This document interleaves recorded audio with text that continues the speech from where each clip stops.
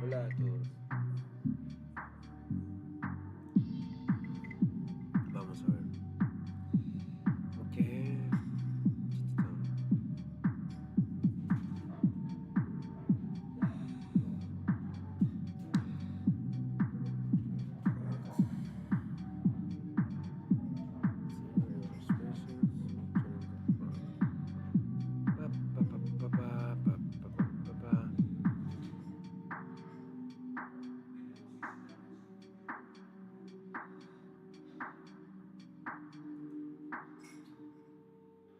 Write information to it. So open is like the programmer's equivalent of like double clicking on an icon on your Mac or PC. But it's a programmer's technique because it's going to allow you to specify exactly what you want to read from or write to that file. Formally, its documentation is here, and you'll see that its usage is relatively straightforward. It minimally just requires the name of the file that we want to open and optionally how we want to open it. So let me go back to VS Code here, and let me propose now that I do this. I'm going to go ahead and call this function called open, passing in an argument for names.txt, which is the name of the file I would like to store all of these names in. I could call it anything I want, but because it's going to be just text, it's conventional to call it something.txt. But I'm also going to tell the open function that I plan to write to this file. So as a second argument to open, I'm going to put literally quote unquote W for write, and that's going to tell. Okay. Good evening, people. Good evening, world. Today, we are going to listen the week 6 file 1 and 0. Yes, I know I have listened, but I forgot. I forgot at all because it was like 1 month, one whole month that I couldn't have the chance to listen this lesson. So today I'm gonna take this lecture. I hope to remember the the m- the most thing that I could, but it doesn't matter. Doesn't matter. Just today I'm just watching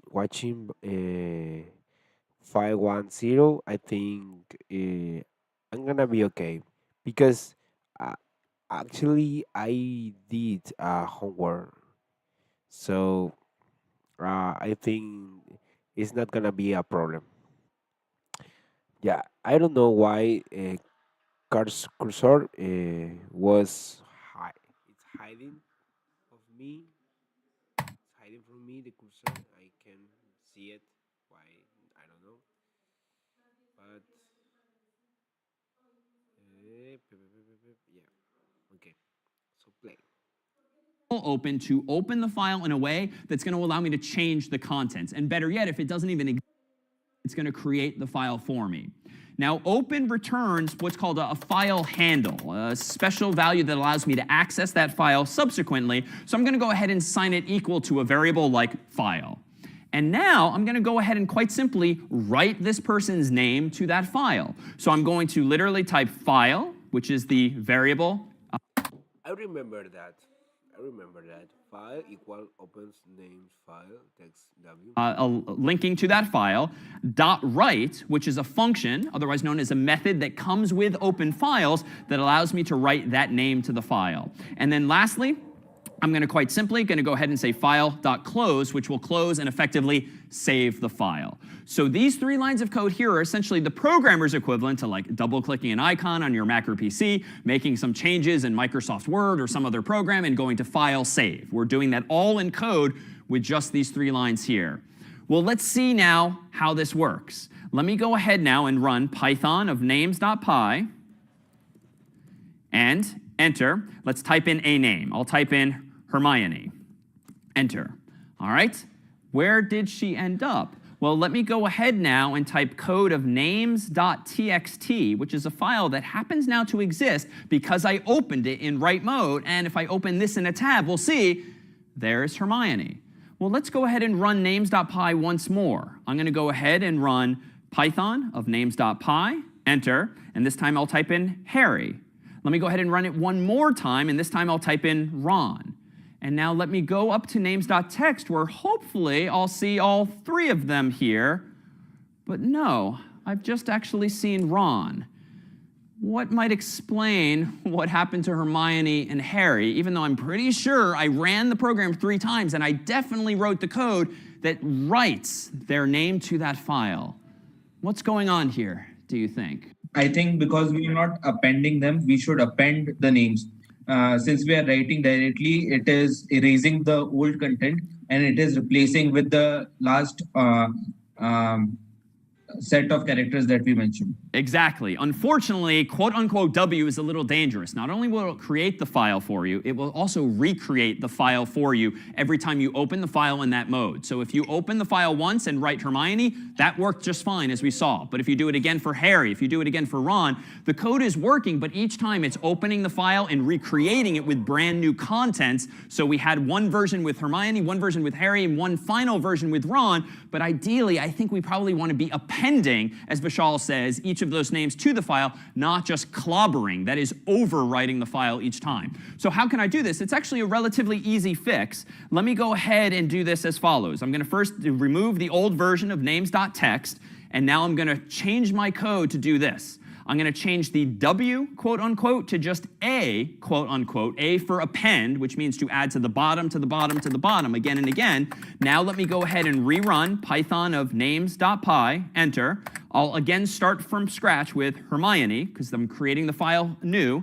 Notice that if I now do code of names.txt, enter, we do see that Hermione is back. So after removing the file, it did get recreated, even though I'm using append, which is good. But now let's see what happens when I go back to my terminal. And this time I run Python of names.py again, this time typing in Harry. And let me run it one more time, this time typing in Ron. So hopefully this time, in that second tab, names.txt, I should now see all three of them. But, this doesn't look ideal. What have I clearly done wrong? Something tells me, even though all three names are there, it's not going to be easy to read those back unless you know where each name ends and begins. The English format is not correct. The English format is not correct. Like let's say not correct. It's concatenating them. It is. Well, it appears to be concatenating, but technically speaking, it's just appending to the file. First Hermione, then Harry, then Ron. It has the effect of combining them back to back, but it's not concatenating per se. It really is just appending. Let's go to another hand here. What really have I done wrong? Or equivalently, how might I fix? It would be nice if there were some kind of gaps between each of the names so we could read them more cleanly. Hello, we should add a new line before we write new name. Good. We want to add a new line ourselves. So whereas print by default, recall, always outputs automatically a line ending of \n unless we override it with the named parameter called end, write does not do that. Write takes you literally. And if you say write Hermione, that's it. You're getting the H through the E. If you say write Harry, you get the H through the Y. You don't get any extra new lines automatically. So if you want to have a new line at the end of each of these names, we've got to do that manually. So let me again close names.txt, and let me remove the current file, and let me go back up to my code here, and I can fix this in any number of ways, but I'm just going to go ahead and do this. I'm going to write out an F string that contains name and \n at the end. We could do this in different ways. We could manually print just the new line or some other technique, but I'm going to go ahead and use my F strings as I'm in the habit of doing and just print the name and the new line all at once. I'm going to go ahead now and down to my terminal window, run Python of names.py again, enter. We'll type in Hermione.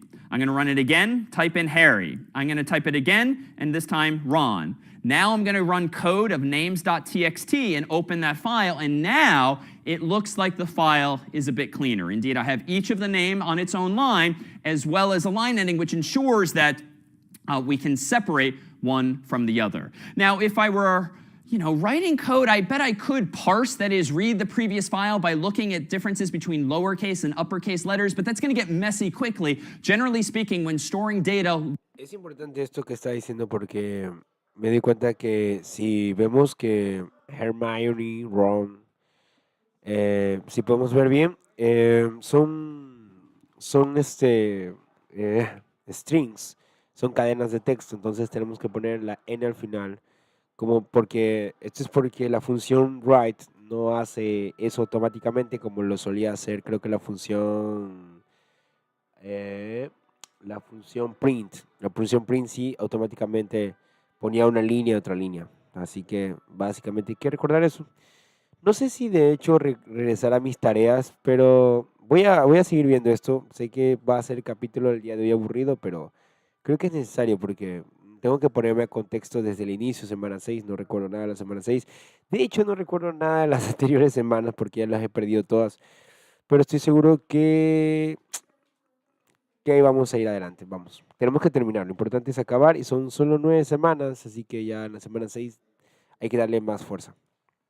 Long term in a file, you should probably do it somehow cleanly, like doing one name at a time. Well, let's now go back, and I'll propose that this code is now working correctly, but we can design it a little bit better. It turns out that it's all too easy when writing code to sometimes forget to close files. And sometimes this isn't necessarily a big deal, but sometimes it can create problems. Files could get corrupted or accidentally deleted or the like, depending on what happens in your code. So it turns out that you don't strictly need to call close on the file yourself if you take another approach instead. More Pythonic when manipulating files is to do this, to introduce this other keyword called, quite simply, with, that allows you to specify that in this context, I want you to open and automatically close some file. So how do we use with? It simply looks like this. Let me go back to my code here. I've gotten rid of the close line, and I'm now just going to say this instead. Instead of saying file equals open, I'm going to say with open, then the same arguments as before, and somewhat curiously, I'm going to put the variable at the end of the line. Why? That's just the way this is done. You say with, you call the function in question, and then you say as, and specify the name of the variable that should be assigned the return value of open. Then I'm going to go ahead and indent the line underneath so that the line of code that's writing the name is now in the context of this with statement, which just ensures that automatically, if I had more code in this file down below, no longer indented, the file would be automatically closed as soon as line 4 is done executing. So it doesn't change what has just happened, but it does automate the process of at least closing things for us, just to ensure I don't forget and so that something doesn't go wrong. But suppose now that I wanted to read these names from the file. All I've done thus far is write code that writes names to the file, but let's assume now that we have all of these names in the file, and heck, let's go ahead and add one more. Let me go ahead and run this one more time, python of names.py, and let's add in Draco to the mix. So now that we have all 4 of these names here, how might we want to read them back? Well, let me propose that we go into names.py now, or we could create another program altogether, but I'm going to keep reusing the same name just to keep us focused on this. And now I'm going to write code that reads an existing file with Hermione, Harry, Ron, and Draco together. And how do I do this? Well, it's similar in spirit. I'm going to start this time with open, and then the first argument is going to be the name of the file that I want to open, as before, and I'm going to go open it this time in read mode, quote unquote R, and to read a file just means to load it, not to save it, and I'm going to name the return value file. And now I'm going to do this, and there's a number of ways I can do this, but one way to read all of the lines from the file at once would be this. Let me declare a variable called lines.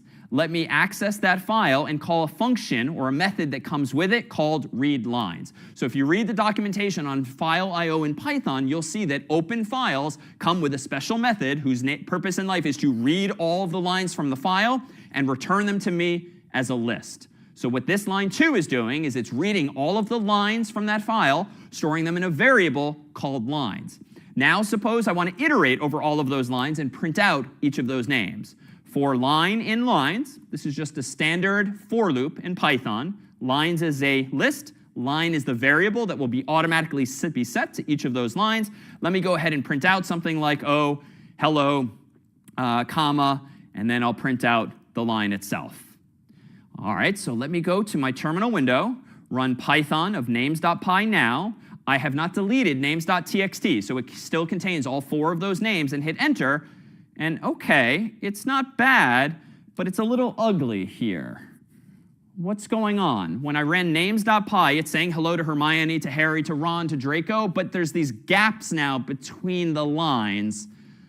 What explains that symptom? If nothing else, it just looks ugly. It happens because in the text file, we have new line symbols in between those names, and the print always adds another new line at the end. So you use the same symbol twice. Perfect. And here's a good example of a bug, a mistake in a program, but if you just think about those first principles, like how do each of the lines of code work that I'm using, you should be able to reason exactly as Rafal did there to say that, all right, well, one of those new lines is coming from the file after each name, and then of course print all of these weeks later is still giving us for free that extra new line. So there's a couple of possible solutions. I could certainly do this, which we've done in the past, and pass in a named argument to print, like end equals quote unquote.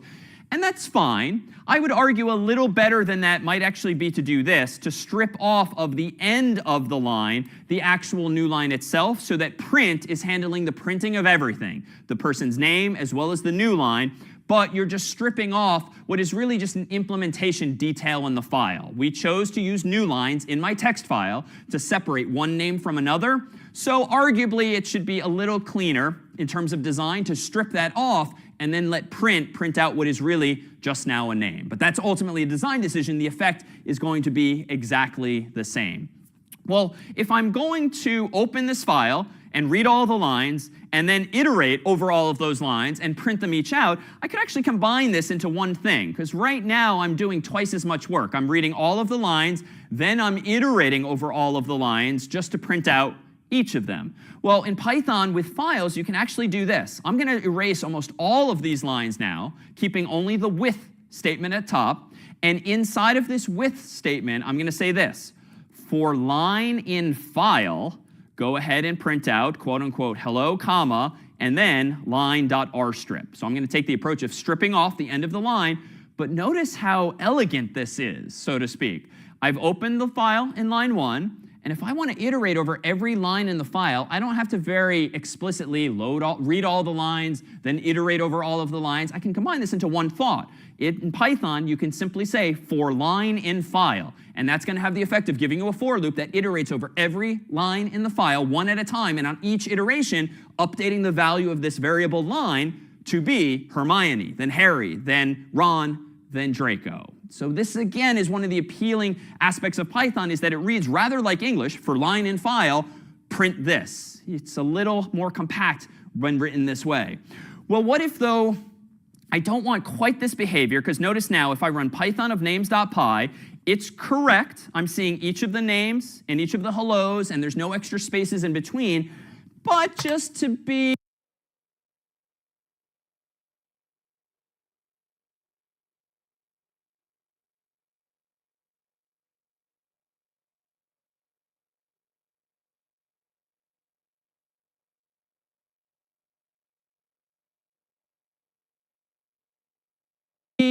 difficult, I'd really like us to be sorting these hellos. Really, I'd like to see Draco first, then Harry, then Hermione, then Ron, no matter what order they appear in the file. So I could go in, of course, to the file and manually change the file, but if that file is changing over time based on who is typing their name into the program, that's not really a good solution. In code, I should be able to load the file no matter what it looks like and just sort it all at once.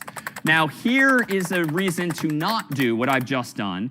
I can't iterate over each line in the file and print it out, but sort everything in advance, right? Logically, if I'm looking at each line one at a time and printing it out, it's too late to sort. I really need to read all of the lines first without printing them, sort them, then print them. So we have to take a step back in order to add now this new feature. So how can I do this?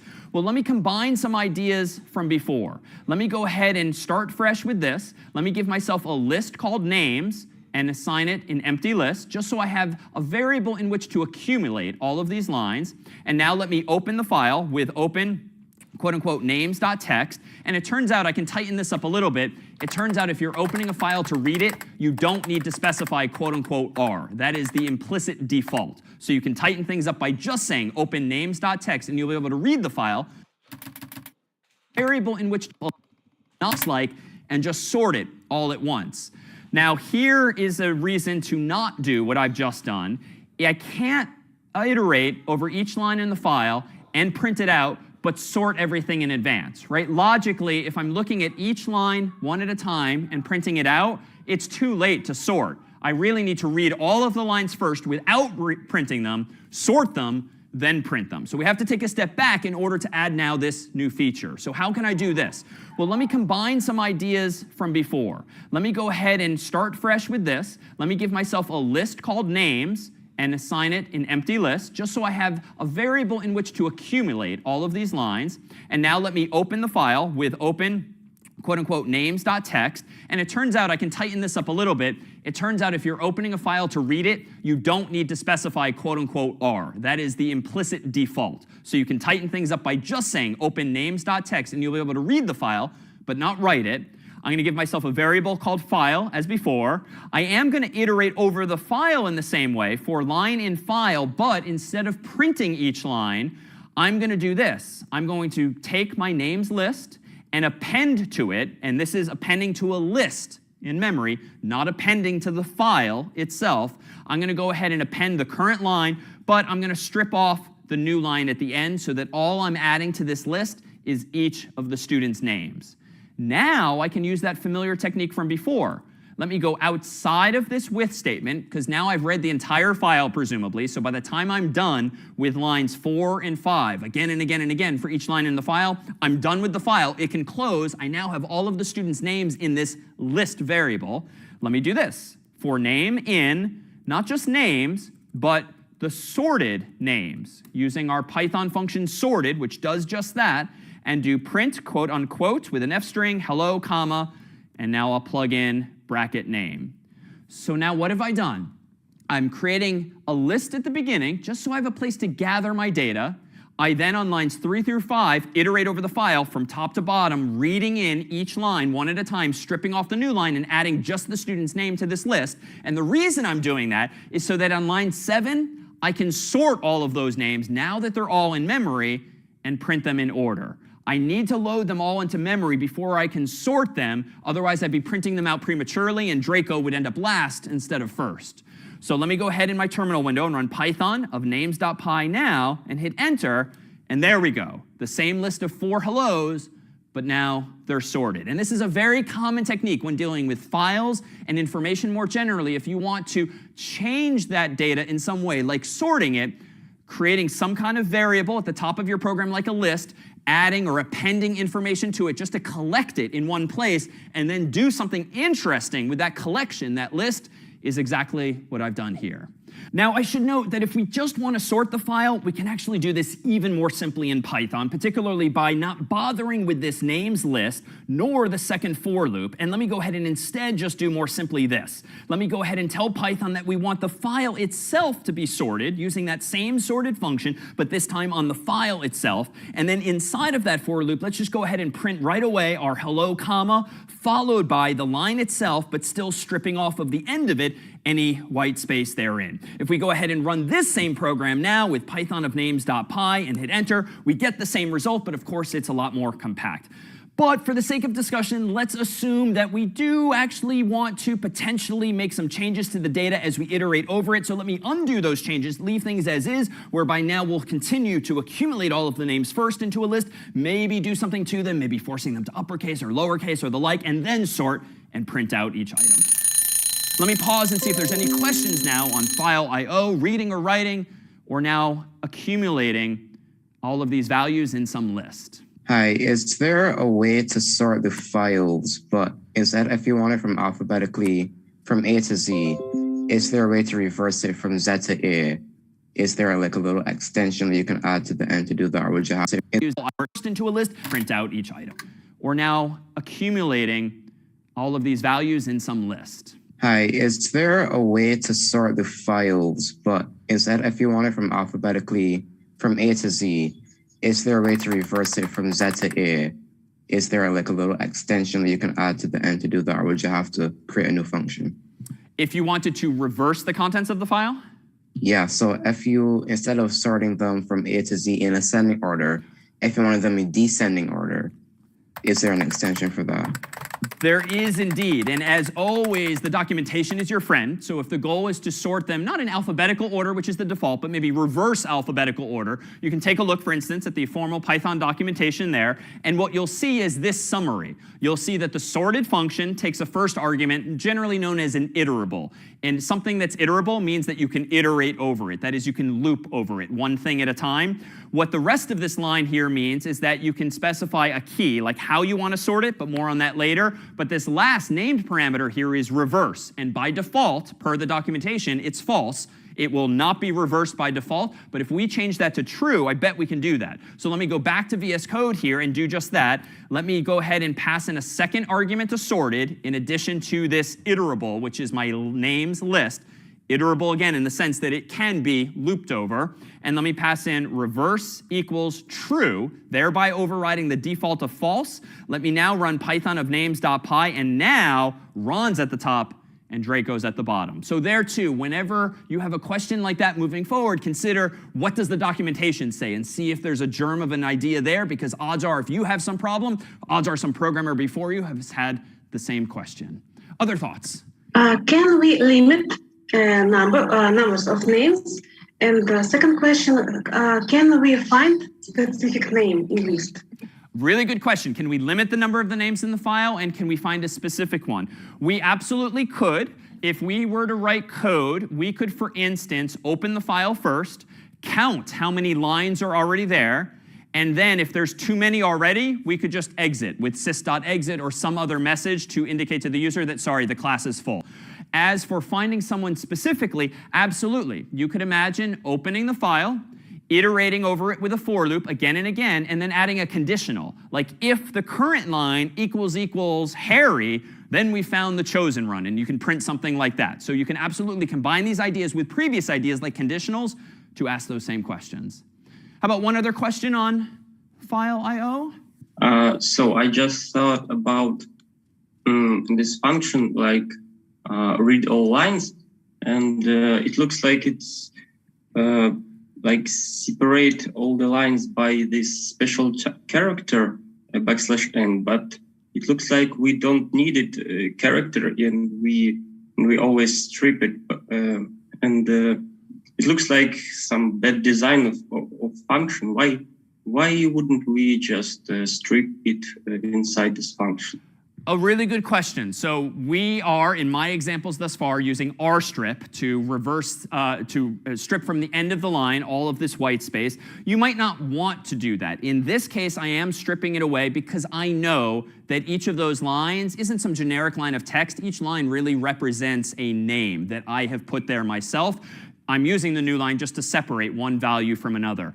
In other scenarios, you might very well want to keep that line ending because it's a very long series of text or a paragraph or something like that where you want to keep it distinct from the others, but it's just a convention. We have to use something, presumably, to separate one chunk of text from another. There are other functions in Python that will, in fact, handle the removal of that white space for you. Readlines, though, does literally that, though. It reads all of the lines as is.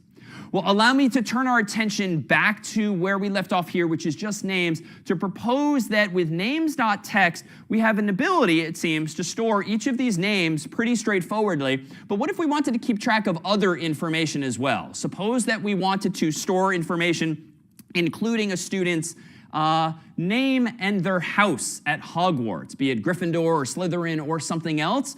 Well, where do we go about putting that? You know, Hermione lives in Gryffindor, so we could do something like this in our text file. Harry lives in Gryffindor, so we could do that. Ron lives in Gryffindor, so we could do that. And Draco lives in Slytherin, so we could do that. But I worry here.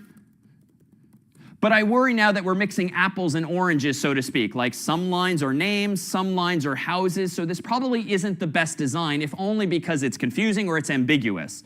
So maybe what we could do is adopt a convention. And indeed, this is in fact what a lot of programmers do. They change this file not to be names.txt, but instead, let me create a new file called names.csv. CSV stands for comma separated values, and it's a very common convention to store multiple pieces of information that are related in the same file. And so to do this, I'm going to separate each of these types of data, not with another new line, but simply with a comma. I'm going to keep each student on their own line, but I'm going to separate the information about each student using a comma instead. And so now we sort of have a two-dimensional file, if you will. Row by row, we have our students. But if you think of these commas as representing a column, even though it's not perfectly straight because of the lengths of these names, it's a little jagged, you can think of these commas as representing a column. And it turns out these CSV files are very commonly used when you use something like Microsoft Excel, Apple Numbers, or Google Spreadsheets, and you want to export the data to share with someone else as a CSV file. Or conversely, if you want to import a CSV file into your preferred spreadsheet software like Excel or Numbers or Google Spreadsheets, you can do that as well. So CSV is a very common, very simple text format that just separates values with commas and different types of values ultimately with new lines as well. Let me go ahead and run code of students.csv to create a brand new file that's initially empty, and we'll add to it those same names, but also some other information as well. So if I now have this new file, students.csv, inside of which is one column of names, so to speak, and one column of houses, how do I go about changing my code to read not just those names, but also those names and houses so that they're not all on one line? We somehow have access to both type of value separately. Well, let me go ahead and create a new program here called students.py. And in this program, let's go about reading, not a text file per se, but a specific type of text file, a CSV, a comma-separated values file. And to do this, I'm going to use similar code as before. I'm going to say with open, quote-unquote, students.csv. I'm not going to bother specifying quote-unquote r, because again, that's the default, but I'm going to give myself a variable name of file. And then in this file, I'm going to go ahead and do this. For line in file, as before.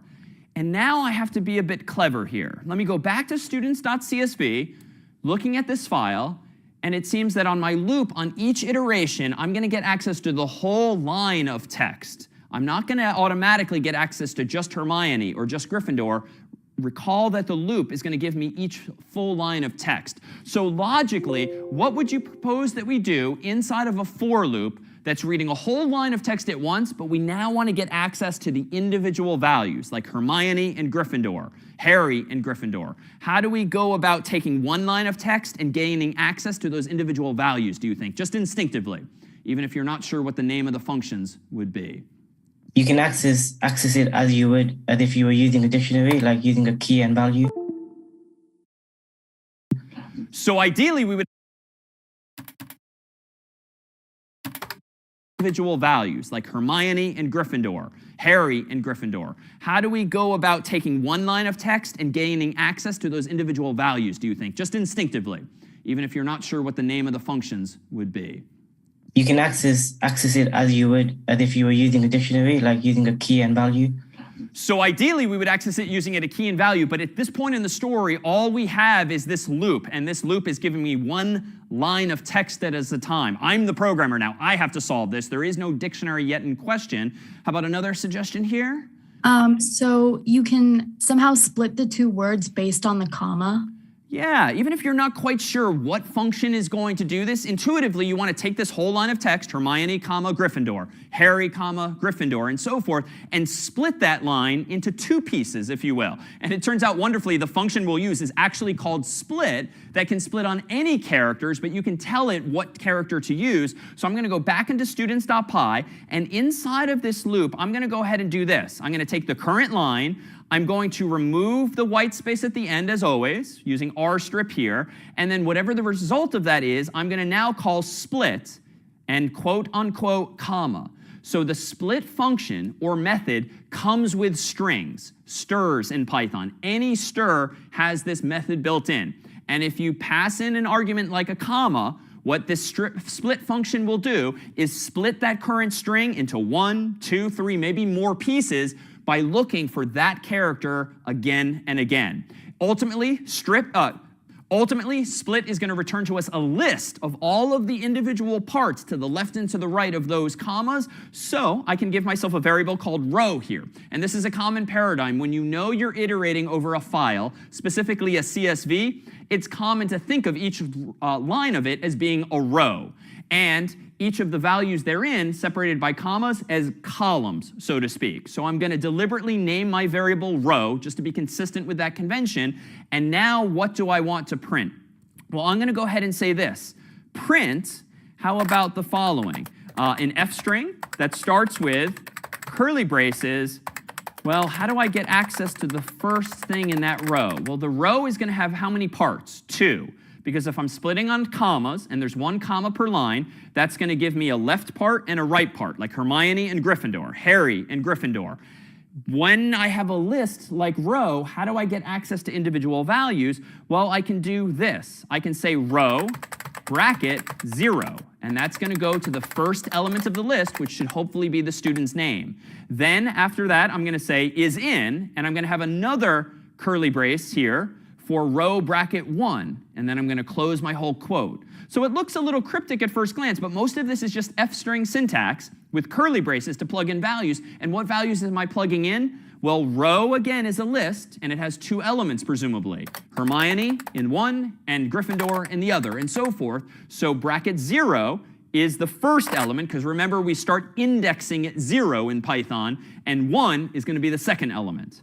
So let me go ahead and run this now and see what happens. Python of students.py, enter, and we see Hermione's in Gryffindor, Harry's in Gryffindor, Ron is in Gryffindor, and Draco is in Slytherin.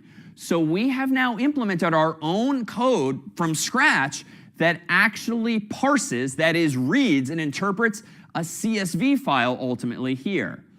Now let me pause to see if there's any questions, but we'll make this even easier to read in just a moment. Any questions on what we've just done here by splitting by comma? So my question is, can we... We'll make this even easier to read in just a moment. Any questions on what we've just done here by splitting by comma? So my question is, can we edit any line of code anytime we want, or the only option that we have is to append the lines? Or let's say if we want to, let's say, change Harry's house to, let's say, Slytherin or some other house. Yeah, a really good question. What if you want to, in Python, change a line in the file and not just append to the end? You would have to implement that logic yourself. So for instance, you could imagine now opening the file and reading all of the contents in, then maybe iterating over each of those lines, and as soon as you see that the current name equals Harry, you could maybe change his house to Slytherin.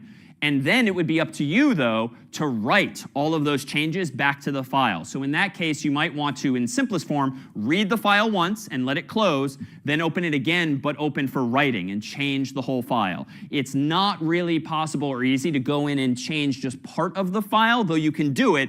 It's easier to actually read the whole file, make your changes in memory, then write. Do it, it's easier to actually read the whole file, make your changes in memory, then write the whole file out. But for larger files where that might be quite slow, you can be more clever than that. Well, let me propose now that we be quite slow, you can be more clever than that. Well, let me propose now that we clean this up a little bit, because I actually think this is a little cryptic to read, row bracket 0, row bracket 1. It's not that well written at the moment, I would say. But it turns out that when you have a variable that's a list, like row, you don't have to throw all of those variables into a list. You can actually unpack that whole sequence at once. That is to say, if you know that a function like split returns a list, but you know in advance that it's going to return 2 values in a list, the first and the second, you don't have to throw them all into a variable that itself is a list. You can actually unpack them simultaneously into 2 variables, doing name, comma, house. So this is a nice Python technique to not only create, but assign automatically in parallel 2 variables at once, rather than just 1. So this will have the effect of putting the name in the left, Hermione, and it will have the effect of putting Gryffindor, the house, in the right variable, and we now no longer have a row. We can now make our code a little more readable by now literally just saying name down here, and for instance, house down here. So just a little more readable, even though functionally the code now is exactly the same. All right, so this now works, and I'll confirm as much by just running it once more. Python of students.py, enter, and we see that the text is as intended. But suppose for the sake of discussion that I'd like to sort this list of output. I'd like to say hello again to Draco first, then hello to Harry, then Hermione, then Ron.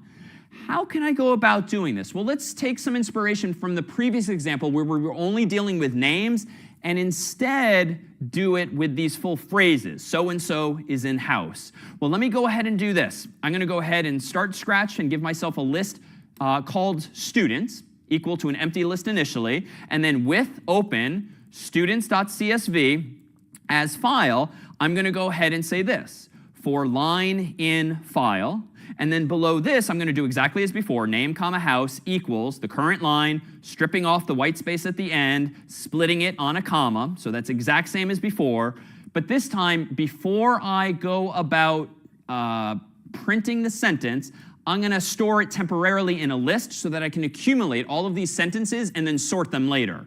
So let me go ahead and do this. Students, which is my list, dot append, let me append the actual sentence I want to show on the screen. So another F string. So name is in house, just as before, but notice I'm not printing that sentence, I'm appending it to my list. Not a file, but to my list. Why am I doing this? Well, just because as before, I want to do this. For student in the sorted students, I want to go ahead and print out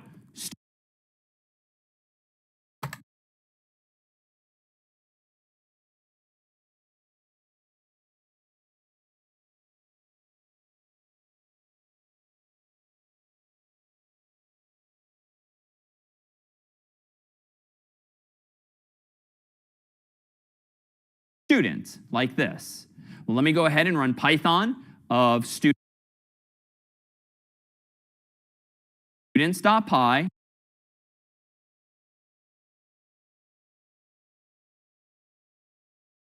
And hit enter now, and I think we'll see, indeed, Draco is now first, Harry is second, Hermione is third, and Ron is fourth.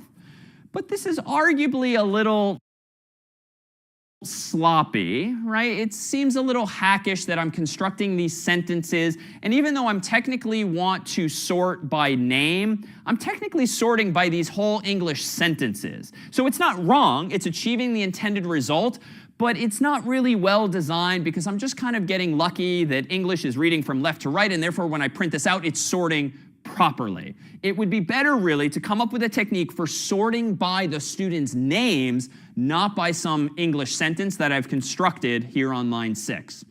So to achieve this, I'm going to need to make my life more complicated for a moment, and I'm going to need to collect information about each student before I bother assembling that sentence. So let me propose that we do this. Let me go ahead and undo these last few lines of code so that we currently have two variables, name and house, each of which has name and the student's house respectively, and we still have our global variable students. But let me do this. Recall that Python supports dictionaries, and dictionaries are just collections of keys and values, so you can associate something with something else, like a name with Hermione, like a house with Gryffindor.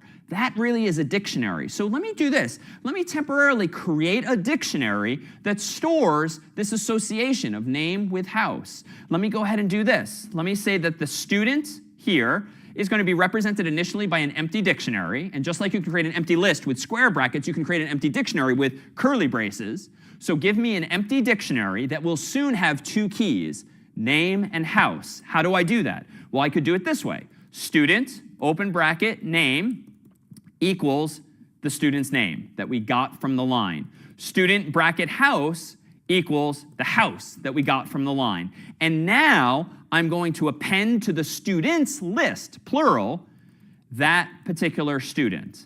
Now, why have I done this? I've admittedly made my code more complicated. It's more lines of code, but I've now collected all of the information I have about students while still keeping track. What's a name? What's a house? The list, meanwhile, has all of the students' names and houses together. Now, why have I done this? Well, let me, for the moment, just do something simple. Let me do for student in students, and let me very simply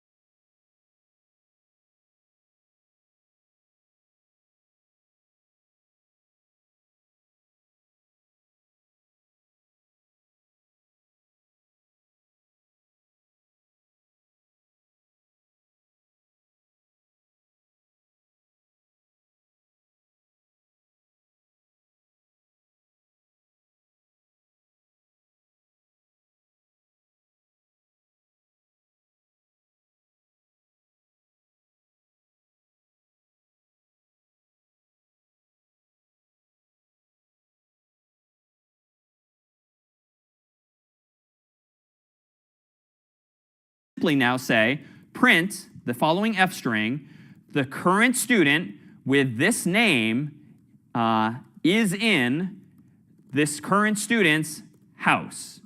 And now notice one detail. Inside of this f string, I'm using my curly braces as always. I'm using inside of those curly braces the name of a variable as always. But then I'm using not bracket 0 or 1, because these are dictionaries now, not list.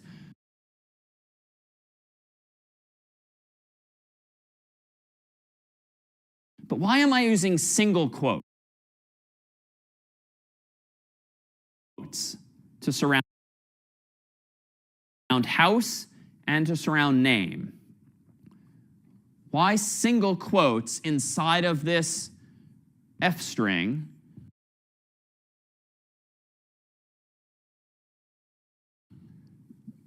To access those keys. Yes, because you have double quotes in that line 12, and so you have to tell Python to differentiate.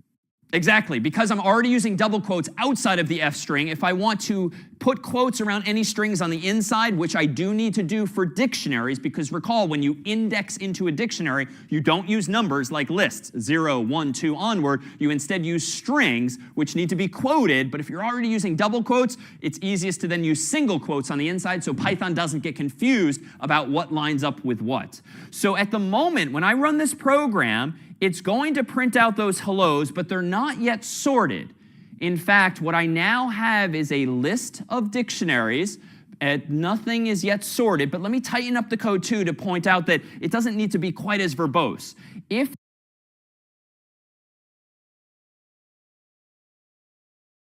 you're in the habit of creating an empty dictionary, like this on line 6, and then immediately putting in 2 keys, name and house, each with 2 values, name and house respectively, you can actually do this all at once. So let me show you a slightly different syntax. I can do this. Give me a variable called student, and let me use curly braces on the right-hand side here, but instead of leaving them empty, let's just define those keys and those values now.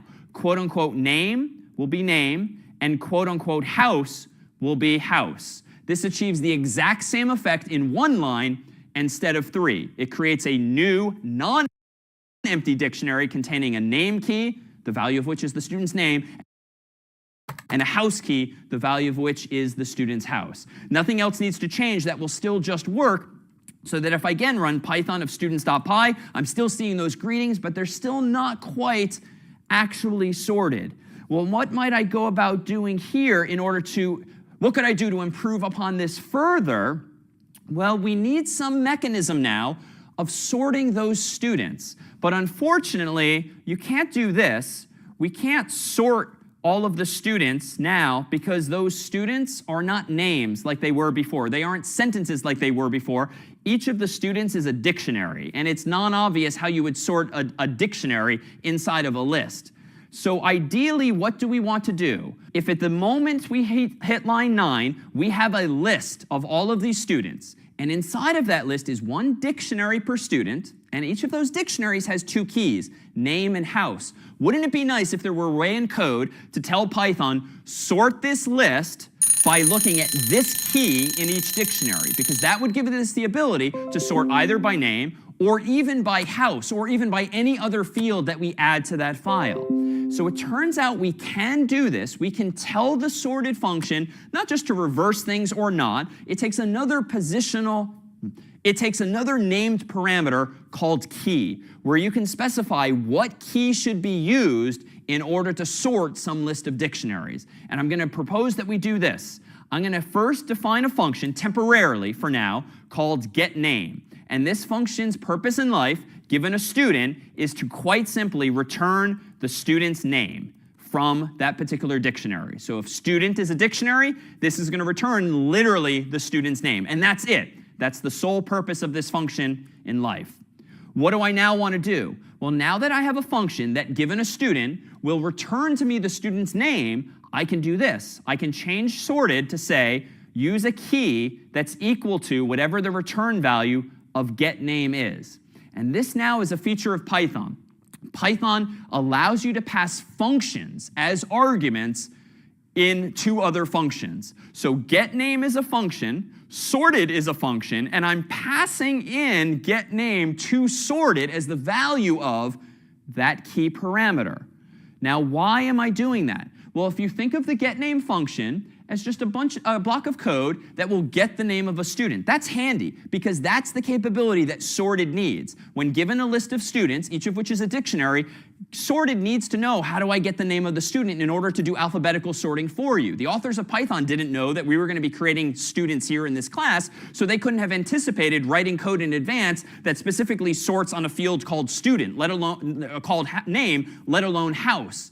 So what did they do? They instead built into the sorted function this named parameter key that allows us all these years later to tell their function sorted how to sort this list of dictionaries. So now watch what happens. If I run Python of students.py and hit enter, I now have a sorted list of output. Why? Because now that list of dictionaries has all been sorted by the student's name. I can further do this. If, as before, we want to reverse the whole thing by saying reverse equals true, we can do that too. Let me rerun Python of students.py and hit enter. Now it's reversed. Now it's Ron, then Hermione, Harry, and Draco. But we can do something different as well. What if I want to sort, for instance, by house name reversed? I could do this. I could change this function from getName to getHouse. I could change the implementation up here to be getHouse, and I can return not the student's name, but the student's house. And so now notice, if I run Python of students.py, enter, notice now it is sorted by house in reverse order. Slytherin is first, and then Gryffindor.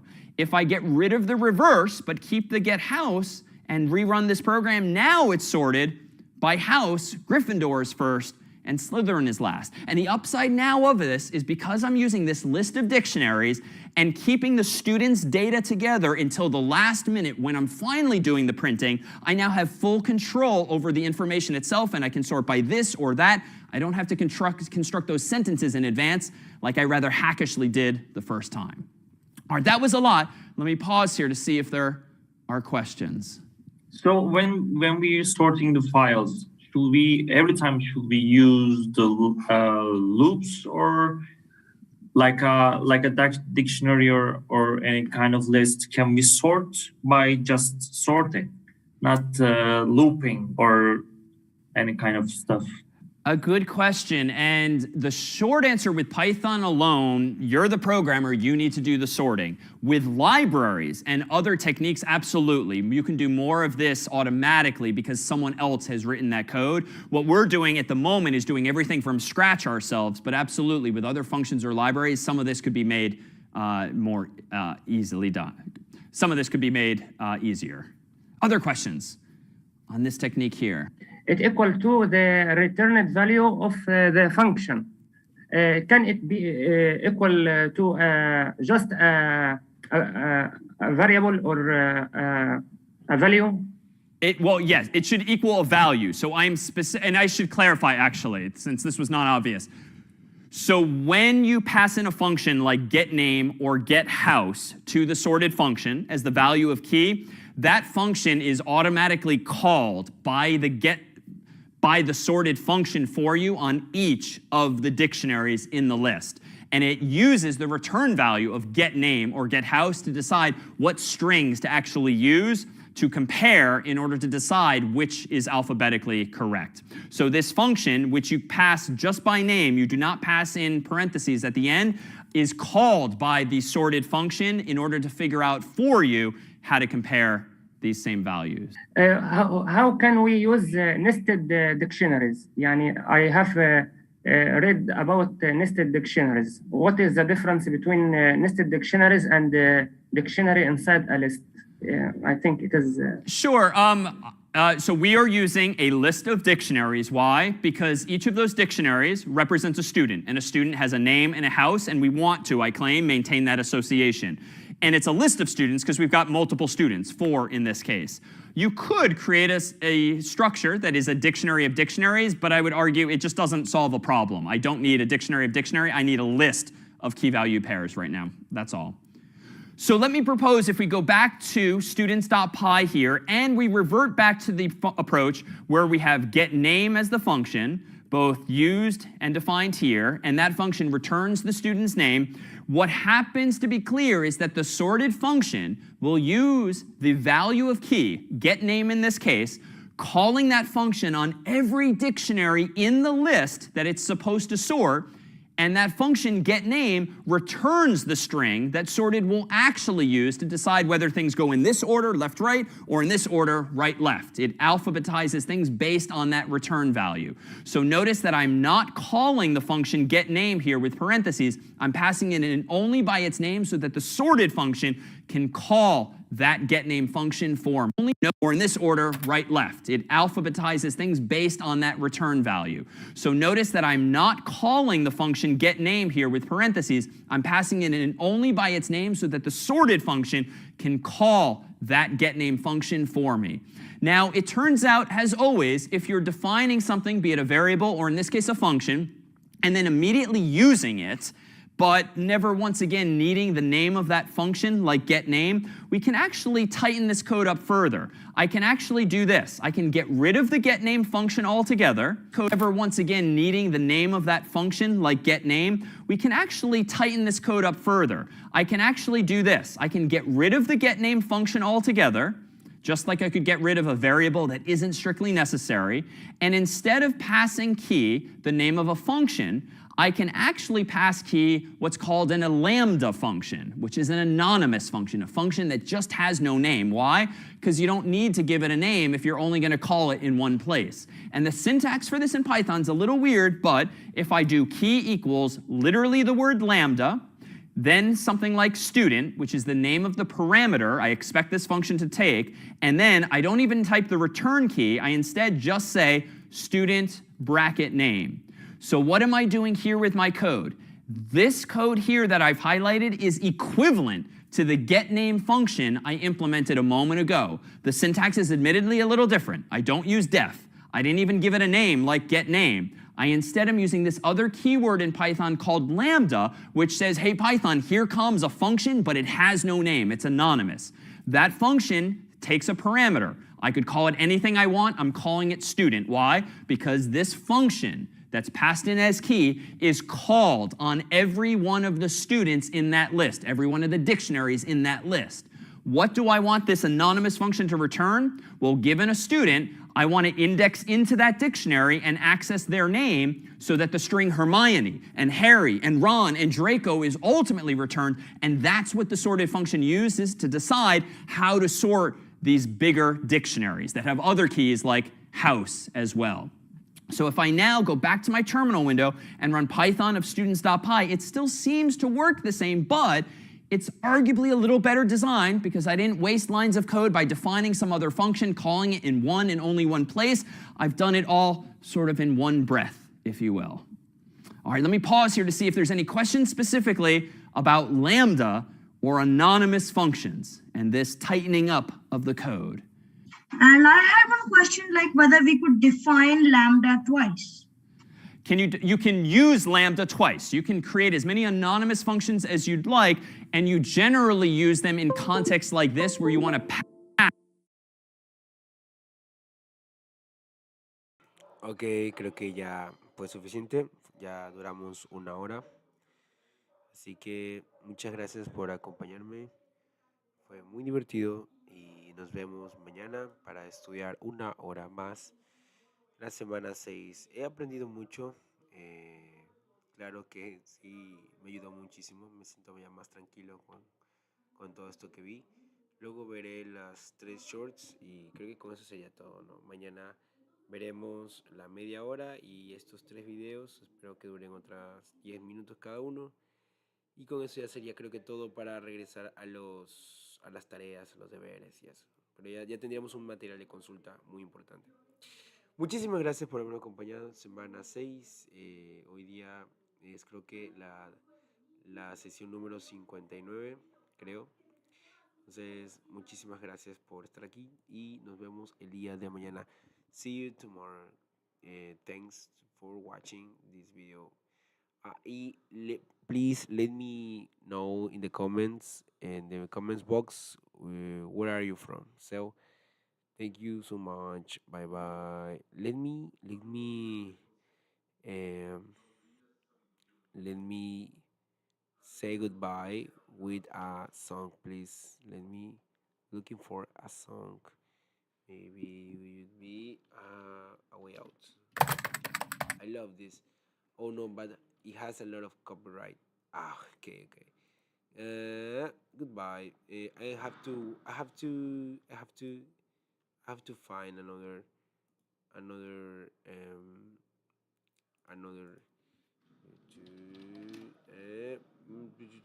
real friends, real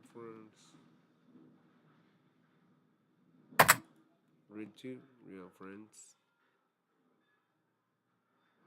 real friends.